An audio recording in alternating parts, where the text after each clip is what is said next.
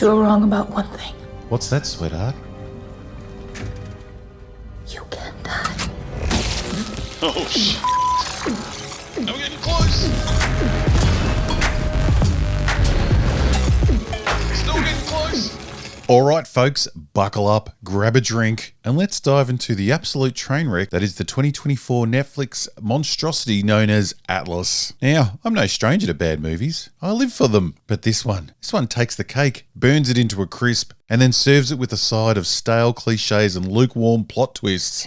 Okay, I get it. Just shut the hell up. So let's not waste any more time and get into the nitty-gritty of why the Netflix show Atlas is as bad as enjoyable as a root canal in a power outage.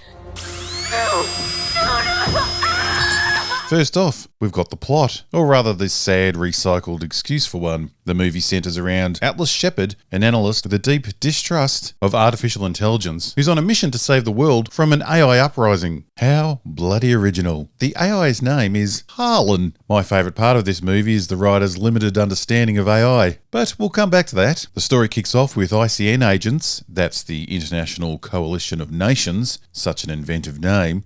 The International Coalition of Nations. Yes, ICN agents, capturing one of Harlan's agents. Now, this film isn't so much inspired by other better movies. It more or less just straight out copies them. And the Alien franchise seems to be the favourite go-to. Remember that creepy scene where Ripley interrogates the ship's robot to get some vital information? Well, here we have Atlas interrogating a robot head for info. A robot head. I like it. Harlan, who is supposed to be menacing but comes across more like a grumpy Roomba with delusions of grandeur. Harlan's evil plan is to, wait for it, to wipe out most of humanity to save humanity. So I will purge the vast majority of the population, and then the survivors will inherit a new birthright. Yes, Harlan was originally programmed to save humanity, but then realised humanity's biggest threat was humanity itself. We've never had that story before, have we? I tell you, if I have to watch many more movies as garbage as this one, I'll be praying for the AI deletion of humanity. Harlan escapes from Earth to set up a base on a far-off planet. Atlas convinces the ICN to go after him, which is where we meet Colonel Ellis Banks, the Wish version of Sergeant Apone from Aliens. All right, sweethearts, you heard the man and you know the drill, assholes and elbows. And our friend here isn't the only thing this movie ordered from Wish. They also ordered the whole Ripley meeting the troops scene. What does she know?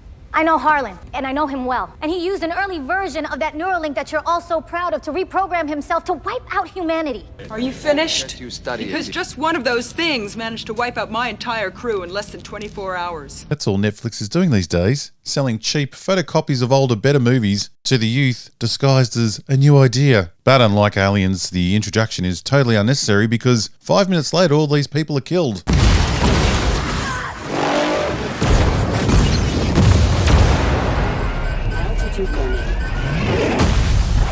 And Atlas ends up stranded on Harlan's planet in a mech suit, an AI mech suit that Atlas doesn't trust, so she takes over it manually, which means, well, if we can go by Jennifer Lopez's hammy acting, has to physically move her legs for every step the mech takes. What kind of futuristic technology is that? Tired from physically walking freaking miles, well, lean against the mech on the inside, and the stupid machine leans on something on the outside. So don't get tired if there's no trees around. Get frightened and jump back. Well, the whole machine also stumbles backwards. We have sensors in our cars to avoid backing into things. But this future tech mech droid is only as good as the fitness and coordination of the driver. I shoot backwards! We have to hurry. I'm on it.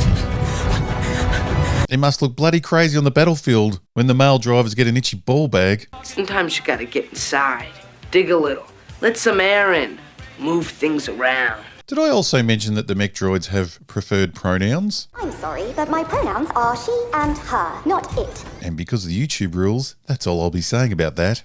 Yeah, well, maybe my balls don't itch. All balls itch, it's a fact. But the stupidity of the mech's mechanics isn't the most embarrassing thing the writers come up with for this masterpiece of a film. No, that honour goes to what the writers think AI is. Their version comes straight out of 1985. Sis? When thinking about stories of AI taking over the world, for a lot of us, the Terminator comes to mind. That film was very forward-thinking. Its version of AI was Skynet, an invisible threat that lived in the online world with no central brain or off switch. A cloud-based enemy that was smarter than man and used our own weapons against us within minutes of being turned on. Let's pray to God this works. Skynet defense system now activated. That couldn't be further from what we get in Atlas. Their version of this world-dominating AI is a bloody bad robot with a really clever CPU. Named Harlan. It's the world's first AI terrorist. Yes, these incredible forward-thinking sci-fi writers came up with a robot villain whose hardware would have possibly been interesting in the 80s. She's alive. The stupid thing's not even connected to the internet or his other agents. In Terminator, the robots were built by Skynet after the initial takeover to take care of the remaining scattered humans. Well, I'm guessing the dumbass writers of this show didn't understand that and thought that the T-800 was Skynet, because that's what they've done in this movie. Shit. I really need a drink. Is that a joke? But quickly, let me tell you about a company that speaks my language, Manta Sleep, who are proudly pro-nap. Napping is one of life's great pleasures, one that some people feel guilty about. Not me. With my crazy hours, I couldn't function without naps, any time of day. But if you really want to nap like a pro, you need to get yourself a good sleep mask. And Manta Sleep makes sleep masks that will take you to nap heaven. And Manta have plenty to choose from, including cool mask, steam mask, weighted mask, and the silk mask. Or what I went for, the Manta Sound Sleep Mask, which features razor-thin Bluetooth headphones, true 100% blackout with zero eye pressure, and a 20-hour battery life, which is twice the battery life of the leading competition. 20-hour naps. That's real high-performance napping. Just think, with the Bluetooth headphones, you can even listen to my beautiful voice by sleeping. Welcome to Robot Head ASMR. And for Lady Robot, she got the Manta Pro Sleep Mask for the ultimate side sleep comfort. Stop downing coffees to get through the day and do what God intended and start taking daily naps. And naturally increase energy, focus, strength and clarity. And do it with the comfort of Manta Sleep. Check out Manta Sleep using the link in the description and make sure to use the code ROBOTHEAD for 10% off your order. Visit Manta Sleep today and you can nap like a pro. You can nap like Robothead. That was cool. At one stage, the bad robot that contains all the evil AI leaves the planet for 28 years to think of a new plan for world domination. I'm coming back to finish what I started. 28 years. That's some serious computing power to need 28 years to think of an idea. Skynet took just minutes to work out how to delete us. I just need your CPU. No wonder they need Harlan's precious CPU back. The thing must be a bloody antique. Imagine showing the creators of Atlas the Matrix. Their minds would melt.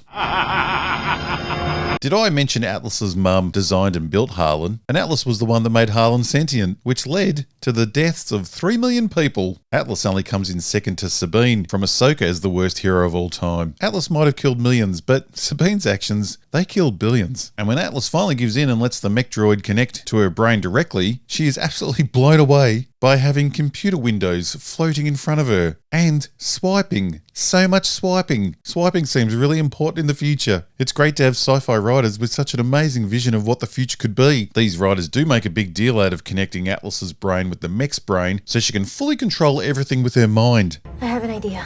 It's a good one. Wait, you can hear my thoughts? And you can hear mine. The funny thing is that even once they are connected and she doesn't need to speak anymore, she still constantly tells it what to do verbally. It's like they're married.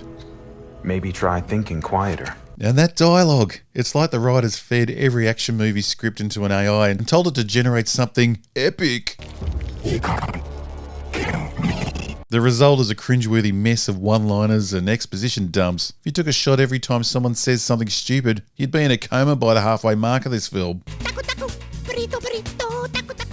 that a joke? And poor Jenny from the block. She really thought this was going to be her serious gravity movie. She has no idea what the tone of this movie's meant to be. Everyone else knows they're in a big dumb sci-fi movie, while poor Jenny is hanging on for dear life, overacting in every scene with all the subtlety of Ben Affleck raging out from all the steroid use.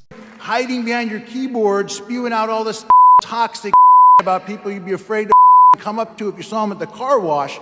And then there's the ending. Oh, the sweet, sweet release of the ending, where Atlas has to physically destroy the bad robot where all the AI lives and retrieve its really complex CPU. A CPU so complex, we're told, that it's going to take years to analyse. This film would have really done well in 1985. They're mapping Harlan's CPU. Obviously, there's a lot of code, so Even with multiple teams, it'll take a few years. But Atlas doesn't care about the CPU anymore because she's now a ranger for some strange reason. I'm guessing in the next film she'll learn to drive a car and then instantly be a Formula One driver. Girls really can do it all. Pie or cake? What? In conclusion, Atlas is a masterclass in how not to make a sci-fi action film. It's painfully derivative, laughably inept, and astonishingly boring exercise in cinematic mediocrity. If you are looking for something to hate watch and get drunk with your friends, this just might be the ticket. Otherwise, do yourself a favour and steer clear. Well, it's time to pour a stiff drink and wash away the memory of this disaster piece. Cheers. I really need you to shut up right now.